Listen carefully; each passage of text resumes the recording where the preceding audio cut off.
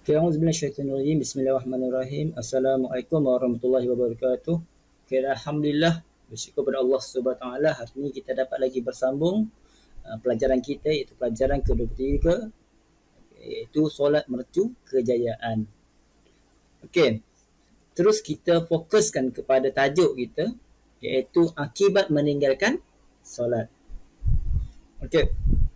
Orang yang meninggalkan solat hukumnya adalah berdosa besar. Nampak ni, berdosa solat. Okay, meninggalkan solat dengan sengaja hukumnya adalah berdosa besar. Antara akibat, jadi akibat meninggalkan solat termasuklah, okay, kita tengok yang pertama, okay, menjadi penghuni neraka. Siapa tinggal solat yang pertama tadi, okay, dia dapat dosa, dia hukumnya dosa besar. Okay, dia akan dapat dosa besar. Yang pertama, menjadi penghuni neraka. Okay, apa buktinya? Berdasarkan firman Allah Subhanahu Wa Taala dalam surah Al-Mudaththir, okay, ayat 42 dan 43. A'udzubillahi minasyaitonirrajim. Ma salakum fi saqar qalu lam naku minal musallin. Okey, saya fokus sikit bagi nampak. Okey, dah nampak kan? Okey, ma salakum fi saqar qalu lam naku minal musallin. Bermaksud, apakah yang menyebabkan kamu masuk ke neraka sakar? Nama satu neraka ni namanya neraka sakar. Okay, mereka menjawab, okay, kerana kami dahulu orang-orang yang meninggalkan solat. Ni ada dalam Quran. Ni ada dalam Al-Quran. Bila Allah cakap, benda itu akan pasti akan berlaku. Maksudnya benar. Siapa tinggalkan solat, Allah kata apa ni? Okay, kita akan masuk ke dalam neraka sakar. Okay, na'udzubillah min zalik. Janganlah kita masuk ke dalam neraka sakar. Okey, itu yang pertama. Yang kedua, boleh menjadi kafir. Kalau kita tinggal solat wajib dengan sengaja, maka kita ni boleh jadi kafir jika menolak kefarduan solat. Okey, tak nak sembahyang, tak nak sambang, tapi kita tak wajib. Kita sembahyang zuhur, sembahyang asar, itu antara solat yang wajib kita kena tunaikan setiap hari. Kita menolak, tak ada, tak perlu sembahyang solat zuhur, tak perlu sembahyang solat asar, kita menafikan. Okey, dia boleh jadi kafir. Okey, bukti dia apa? Okey, ada di dalam hadis. Kita tengok. An Abi Sufyan radhiyallahu anhu qala sami'tu Jabiran. Okey, qalu. Okey, Sufyan dia dengar, okey, Jabir berkata. Okey, dia dengar Jabir berkata. Kata apa? Yaqul sami'tu Nabi Muhammad SAW. Jabir pula mendengar Nabi bercakap. Okey, qalu sami'tu Nabi sallallahu alaihi wasallam yaqul. Okey, Nabi cakap apa? Inna bainal rajuli wa bainasyirki wal kufri tarkas salah. Hadis yang diriwayat Muslim. Kita tengok Menurut Abu Sufyan okey, radhiyallahu anhu, dia pernah mendengar Jabir. Okey, mendengar Jabir radhiyallahu anhu berkata bahawa dia mendengar Rasulullah SAW. Jabir pula dengar Rasulullah SAW berkata. Rasulullah kata apa? Okey, Rasulullah sabda apa? Perbezaan antara seseorang itu dengan syirik dan kufur adalah meninggalkan solat. Besar tu. Masuk solat tu memang kita kena buat. Solat tu memang kita kena buat. Jangankah kita menafikan solat tersebut. Okey. Seterusnya, okey, ini akibat-akibat sekiranya kita meninggalkan solat. Na'udzubillah min zalik. Okey. Tak nak solat sunat, solatlah wajib. Yang wajib tu paling penting. Okey. Lepas tu cubalah usaha pula sembahyang solat sunat. Okey, seterusnya hikmah solat. Okey. Kalau kita solat ni, apa hikmah dia? Kita tengok hikmah solat dalam kehidupan mukmin. Yang pertama, okey, memperoleh pahala dan meninggalkan darjat. Okey, meninggikan darjat, minta maaf tersalah sebut. Okey, memperoleh pahala, kita akan dapat pahala dan secara tak langsung darjat kita akan tinggi. Okey. Yang kedua, mencegah perbuatan keji dan mungkar. Okey, alhamdulillah. Ketiga, okey, membentuk disiplin diri dan akhlak mulia. Okey, terjadinya akhlak disiplin kita ni, dengan akhlak kita pun akan menjadi akhlak yang mulia. Okey, lagi apa jadi lagi? Okey, apa hikmah kita dapat lagi? Menyembuhkan penyakit dengan izin Allah Subhanahu Wa Taala. Okey, dengan solat ini, okey, solat ni seolah apa kata? Seolah macam kita senaman. Antara senaman yang paling terbaik yang pernah saya dengar kata adalah solat. Sebab kalau kita solat, okey, seolah macam kita senaman seluruh, okey, orang kata apa? Anggota badan kita ini sendiri kita akan bergerak. Okey, bila seorang kita senaman, okey, secara langsung, okey, badan kita pun akan jadi sihat. Okey, sebab tu kata dia boleh menyembuhkan penyakit. Okey, bila badan kita kuat, bila kita kuat, secara langsung, bila kita sakit dia akan jadi sihat. Okey, seterusnya memberikan kebahagiaan hidup dan ketenangan jiwa. Secara langsung darah kita akan rasa tenang. Seterusnya hidup kita akan selamat. Okey, diberkati Allah dan dikasihi Allah Subhanahu Wa Taala. Ini yang paling penting yang kita nak. Okey. Okey, melahirkan masyarakat yang harmoni. Secara langsung orang yang kita tengok kalau satu tempat semua solat, maka secara tidak langsung, okey, ia akan menjadikan masyarakat tersebut, okey, akan harmoni. Okey. Okey, seterusnya penawar stres, okey, dan tekanan perasaan. Secara langsung kalau kita semayang tersebut, ia akan menyebabkan diri kita akan tenang. Kalau stresnya nak semayanglah, secara langsung kita akan tenang. Kalau tak percaya, cuba kamu tengok lepas kamu semayang ada tak kamu rasa tertekan, tension apa semua? Tak ada kan? Kita rasa relax je, tenang je. Itu antara hikmah-hikmah solat, okey, bagi kehidupan mukmin. Okey, boleh kan? InsyaAllah kita usaha. Okay. Kalau kita semayang stres juga, maksud kita semayang tu tak sempurna, tak betul lagi. Okay. Seterusnya kita tengok apa ada kelebihan solat dari sudut sains. Tadi saya sebut sikit. Kita tengok Allah suruh kita semayang, okay, naik turun rukuk. Okay, ada juga kelebihan dari sudut sains ni. Kadang-kadang kita nak cakap kepada orang yang muslim, mereka tak nampak, mereka tak tahu. Okey, kalau kita sebut apa daripada hadis Al-Quran, mereka tak percaya. Sebab mereka tak percaya, maka dia buka tangan dengar. Jadi kita boleh cakap dari sudut sains. Sebab sudut sains semua orang, kebanyakan semua orang terima dari sudut sains. Nampak, bukti, ada bukti yang manusia boleh nampak. Okey, kita tengok. Okey, kajian saintifik telah membuktikan bahawa pada setiap pergerakan solat terdapat pelbagai kelebihan serta manfaat kepada psikologi dan kesihatan manusia. Okey, sebelum kita baca ini, kita tengok dulu kunci ilmu ni. Okey. Saat yang paling hampir bagi seorang hamba ketika berhadapan dengan Tuhannya adalah ketika sujud. Waktu kita sembahyang tu, waktu sujud tu, itulah antara kita dan Tuhan sangat-sangat dekat. Okey. Oleh itu, banyakkanlah berdoa ketika sujud. Okey, antara kita dan dekat Allah Subhanahu Wa Taala, tentulah banyak-banyaklah sujud. Banyaklah sujud, banyak-banyaklah berdoa. Okey, itu antara yang paling mustajab doa kita. Kedudukan yang paling mustajab doa kita dengan, ataupun kita nak minta apa saja dengan Allah Subhanahu Wa Taala. Okey, seterusnya kita tengok. Okey, kotak ni. Yang pertama, ketika berdiri. Okey, kita kedudukan dia ketika berdiri, takbiratul ihram dan qiyam, waktu berdiri tegak tu. Okey, dari sudut sains. Apa kelebihannya yang kita nampak kat situ? Yang pertama, boleh meluruskan tulang belakang secara langsung. Badan kita ni, bila tertegak ni, dia akan luruskan tulang belakang. Okey. Penting tau kalau tulang belakang ni, sebab tulang dekat belakang kita ni ada saraf. Okey, bila kita tegak tersebut, darah atau saraf yang ada kat belakang tu, okey, dia dapat berjalan dengan lancar. Itu penting. Okey. Yang kedua, membesarkan rongga dada dan menjadi satu latihan pernafasan. Secara langsung bila kita bertegak, kan kita tarik nafas. Okey, setelah itu adalah salah satu latihan pernafasan. Okey. Ketiga, bila latihan pernafasan, ia akan menyebabkan paru kita elok, apa semua dalam jadi elok, oksigen masuk dengan elok. Okey. Bila oksigen masuk banyak dalam badan kita, maka kita pun akan cergas. Otak kita pun akan cerdas. Okey. Melancarkan pergerakan sendi serta dapat mengelakkan penyakit artritis. Bila kita banyak pergerakan, okey, dalam solat atau tengah solat tu, dia dapat mengelakkan daripada penyakit artritis. Okey. Penyakit sendi. Okey, penyakit sendi tu. Okey. Mungkin kita tak rasa lah. Kalau muda-muda belajar ni, dia tak rasa sangat. Nanti bila kita dah tua, baru kita tahu. Siapa jarang semayang apa semua, nanti dia mudah dapat penyakit-penyakit ini. Okey. Okey, seterusnya ketika rukuk, waktu rukuk tersebut, i'tidal dan tamakninah. Okey, waktu ketika ini Apa faedahnya, kelebihannya? Mengelakkan risiko penyakit tulang belakang. Waktu rukuk kan rukuk sujud sikit kan. Kita rukuk, kita cekang kat orak kita tersebut. Okey, dalam salah satu senaman. Okey.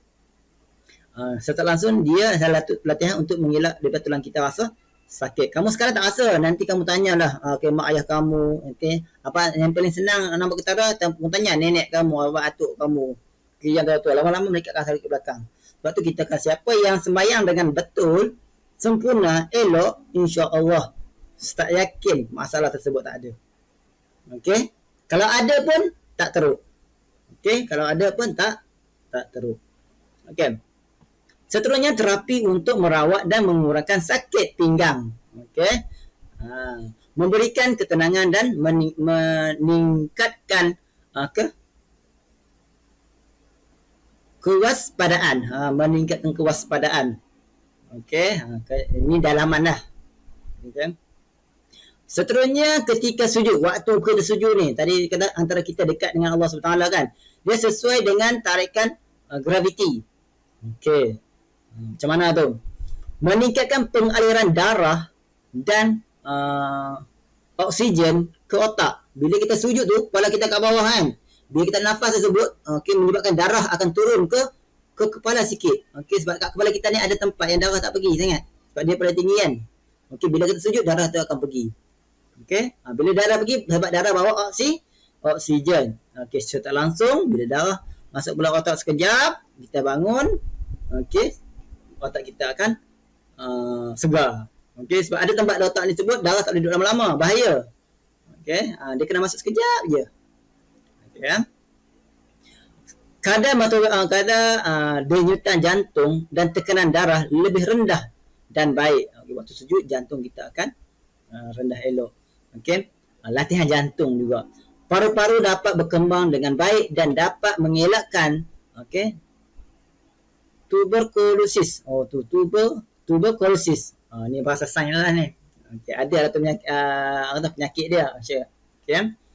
Seterusnya meningkatkan penumpuan dan daya ingatan sehingga otak menjadi lebih cergas.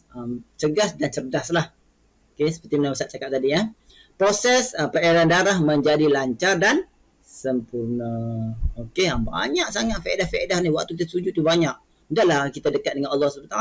Dahlah kita boleh berdoa banyak-banyak. Pada masa sama kita juga dapat manfaat okey dalam diri kita, anggota badan kita menjadi sihat, cergas dan sebagainya.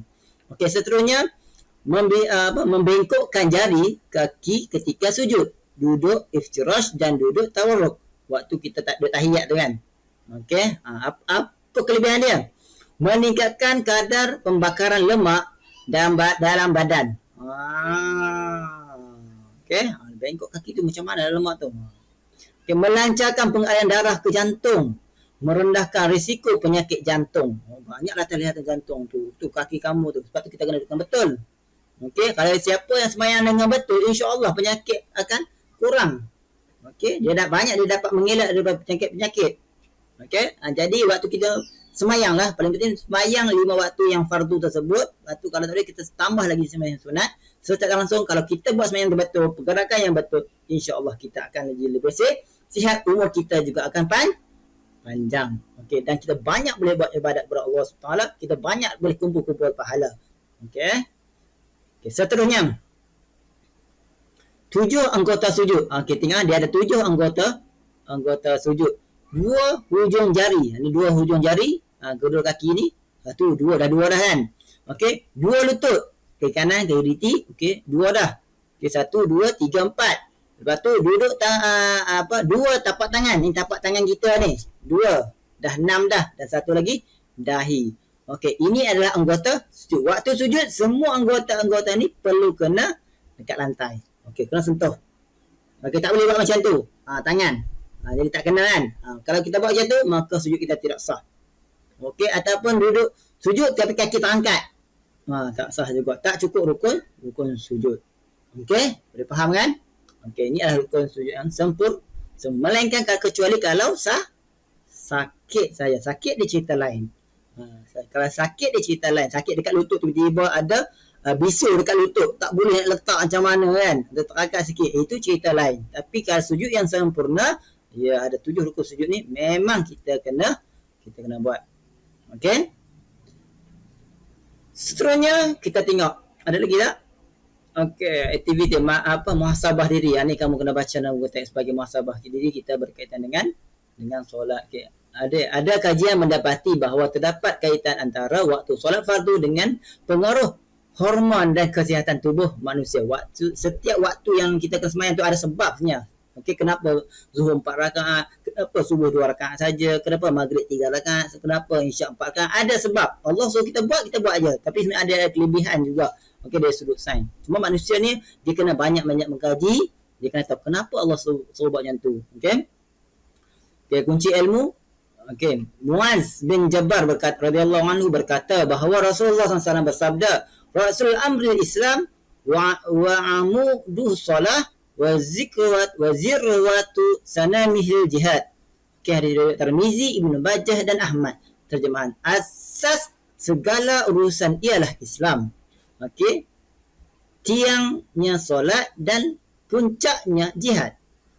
Ini salah satu buktilah dalil daripada hadis ni lah. Okey, Rasulullah kata maksudnya penting tak penting solat tersebut. Okey, seterusnya kita tengok khusyuk dalam solat dan kepentingannya. Apa maksud khusyuk? Khusyuk ni kalau kita nak buat, kita fokus satu benda tu, kita buat betul-betul. Itu maksudnya khusyuk. Okey, kita tengok. Khusyuk merupakan kunci utama ibadah solat. Seseorang yang khusyuk dalam solatnya akan mendapat kejayaan dan kebahagiaan hidup di dunia dan di akhirat. Siapa sembahyang betul, lepas tu dia dapat khusyuk lagi, insya-Allah solat dia akan diterima. Okey. Tengok rukun solat, tengok syarat solat, semua kita ikut buat dengan betul, insya-Allah. Okey, kita akan dapat manfaat yang besar. Okey, di sudut badan kita dan juga di sudut di sisi Allah Subhanahu Taala dan juga di sudut masyarakat. Okey, itu pentingnya solat. Kita tengok kepentingan khusyuk dalam solat. Okey, yang pertama. Okey, nampak tak ni? Kita besarkan sikit. Tak nampak kan? Okey. Membentuk daya fokus terhadap tujuan hidup. So fokus tadi Ustaz kata khusyuk ni fokus kan? Okey, dapat mencapai kejayaan dan kebahagiaan. Setelah langsung kita akan berjaya dan kita akan dapat kebahagiaan di dunia dan juga di akhirat. Jaminan solat diterima oleh Allah Subhanahu Wa Taala. Okey, seterusnya mendapat pengampunan Allah Subhanahu Wa Taala, insya-Allah kita akan dapat. Okey, memberikan kekuatan rohani. Okey, setelah langsung rohani kita akan kuat, dapat merasai kemanisan iman. Okey, dapat merasai nikmat menunaikan solat. Banyak dia dapat. Okey, siapa sembahyang betul-betul, siapa yang khusyuk. Okey, penghalang daripada melakukan kemungkaran. Banyak, ya Allah. Nikmat-nikmat ini hanya terdapat kepada orang yang khusyuk sahaja. Okey, kalau kita sembahyang kita tak khusyuk, maka kita takkan dapat nikmat-nikmat ini. Okey. Insya-Allah usaha. Okey, usaha. Kita tengok khusyuk dari segi bahasa iaitu sayap, tunduk dan merendah diri. Khusyuk dari segi istilah pula bermaksud menumpukan hati ke hadapan Allah Subhanahu Wa Taala dengan menetapkan anggota, memahami serta menghayati setiap perkataan dan perbuatan yang dilakukan dari awal hingga akhir solat. Okey, kita fokus waktu sembahyang, kita fokus kita sembahyang buat kerana Allah Subhanahu Wa Taala. Okey, itu dinamakan khusyuk. Nak tahu khusyuk betul-betul ni, kalau bunyi apa-apa kita dah tak dengar. Kita Allahu Akbar, Bismillahirrahmanirrahim, dah kita lupa dah hal-hal dunia. Itu maksudnya khusyuk lah. Okey, dia akan dapat segala nikmat-nikmat ini. Okey, kita tengok seterusnya penghalang khusyuk dan solat. Jadi macam mana Ustaz? Macam mana saya nak dapat khusyuk tersebut? Kita tengok balik apa yang menyebabkan kita tak dapat khusyuk. Yang pertama, banyak memikirkan perkara keduniaan. Nak sembahyang pun duduk fikir dah nak makan kat mana, apa lepas ni buat apa benda bawah. Itu antara yang penghalang dia. Yang kedua, solat pada waktu makanan terhidang, ketika lapar atau mengantuk. Tengah-tengah lapar betul-betul ada makanan, bertentu juga nak sembahyang. Itu antara penghalang khusyuk. Seterusnya, solat dalam keadaan tergesa-gesa. Nak cepat. Okey, seterusnya banyak melakukan dosa dan maksiat. Okey, nauzubillah min zalik. Yang seterusnya tidak memahami maksud bacaan dalam solat. Kita sembahyang sebut je tapi tak tahu. Okey, solat kita sah. Tapi tak khusyuk sebab apa? Sebab kita just sebut, kita tak faham apa-apa.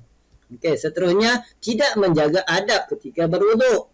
Dan last sekali, makanan, minuman dan pakaian daripada sumber yang haram. Ini antara penghalang-penghalang khusyuk kita dalam solat. Ni kamu kena ingat ya. Kamu ingat. Semua ni adalah fakta-fakta yang kamu kena ingat.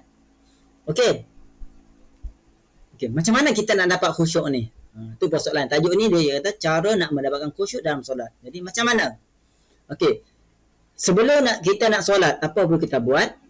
Okey. Menunaikan solat pada awal waktu. Ingat nak sembahyang tu sembahyang pada awal waktu. Okey. Menyempurnakan wuduk dengan menjaga sunat dan adab-adabnya. Okay, mendahulukan solat sunat rawatib.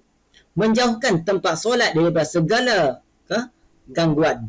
Okay, nak sembahyang tersebut jangan sembahyang dekat-dekat tempat orang ramai, sembahyang dekat TV ke, tu jangan sekali. Itu semua ada gangguan. Okay, ini sebelum solat. Okay.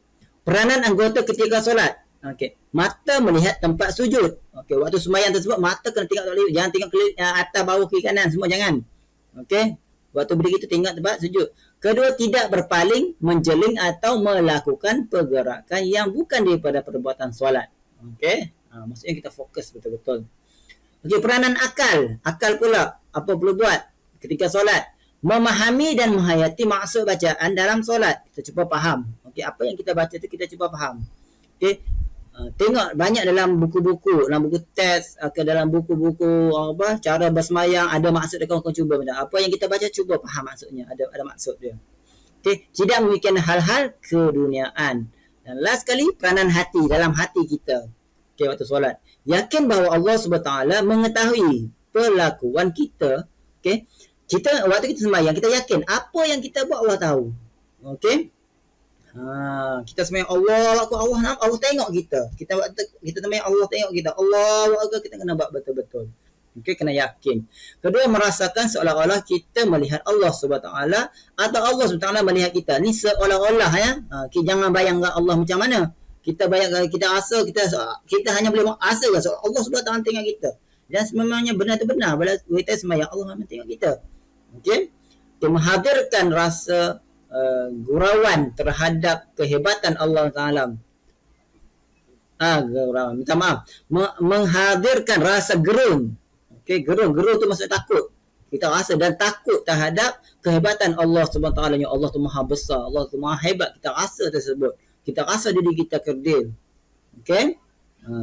Last sekali menganggap solat yang ditunaikan sebagai solat yang terakhir. Kita cuba bayangkan kita sembahyang tersebut adalah sembahyang yang terakhir. Mungkin lepas tu kita mati. Sebab apa kita mati kita tak tahu bila. Jadi setiap kali kita boleh sembahyang, solatlah, anggaplah itu sebagai solat yang terakhir. InsyaAllah dia akan menjadi solat kita lebih khusyuk.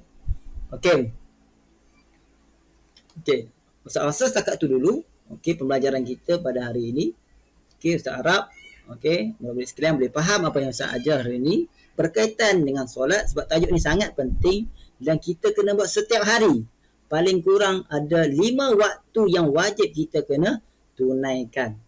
Okey, moga-moga apa yang kita belajar ini dapat faham, dapat buat dengan lebih baik.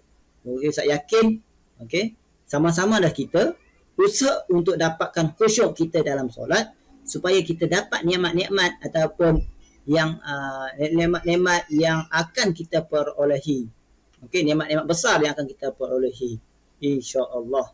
Pastikan kita akan mendapat keredaan daripada Allah Subhanahu Wa Taala. Okey, kalau tak ada apa-apa, sebarang persoalan, sekiranya ada persoalan boleh tulis dekat grup ataupun boleh tulis di bahagian komen dekat bawah. InsyaAllah kalau ada sempat Ustaz tengok, Ustaz terbaca, apa yang Ustaz boleh jawab, Ustaz akan jawab, cuba jawab. Okey. Itu saja daripada Ustaz. Ustaz akhiri dengan kelas kita ni. Assalamualaikum warahmatullahi wabarakatuh. Subhanakallahumma hamdik, asyhadu an la ilaha illa anta, astaghfiruka wa atubu ilaik. Wal 'asr innal insana fi khusr illa alladziina aamanu wa 'amilus shalihaat wa tawassaw bil haqqi wa tawassaw bis sabr. Assalamualaikum warahmatullahi wabarakatuh. Terima kasih.